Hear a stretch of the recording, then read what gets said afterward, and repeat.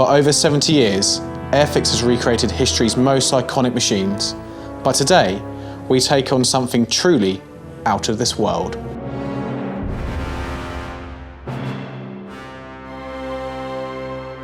A model unlike any other. A designer like no other.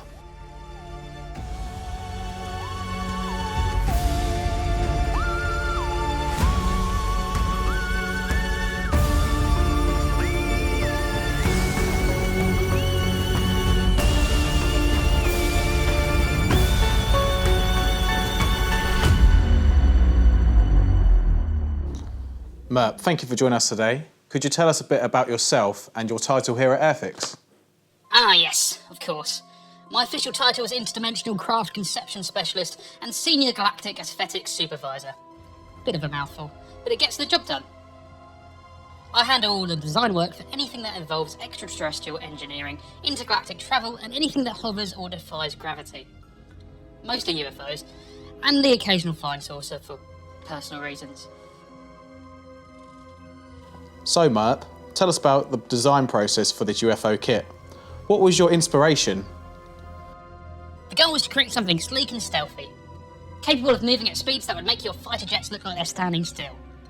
We wanted it to have the feel of something advanced, but still plausible for Earthlings to comprehend.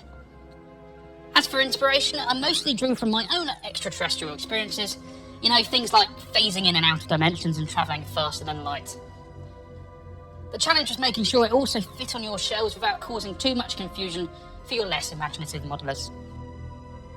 We've heard a lot about this new 3D printed version of the UFO kit. How does that fit into your design?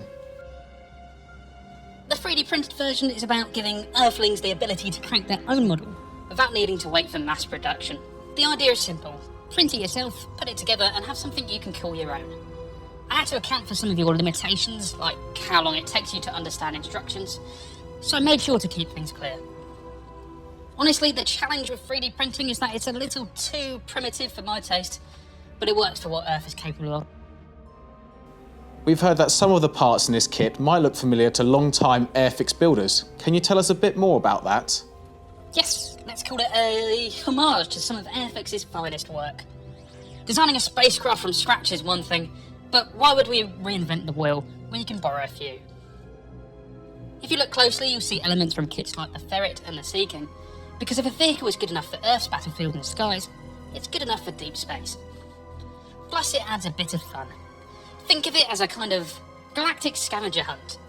How many classic Airfix parts can you spot? Some are obvious, some... well, let's just say we got a little bit creative with their new roles. I look forward to the inevitable forum debates.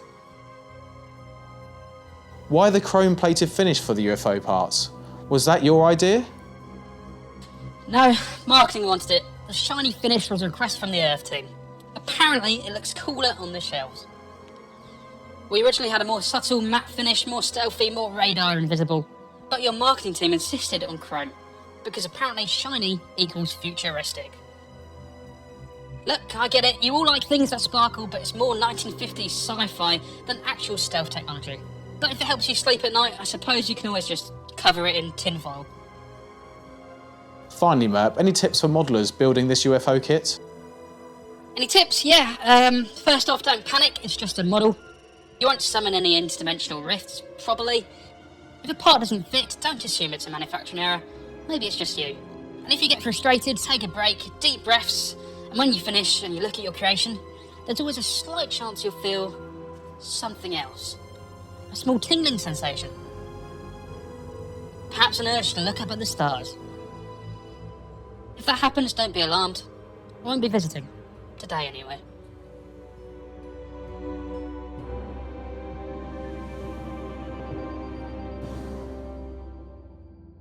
You're going to take that mask off now? What mask?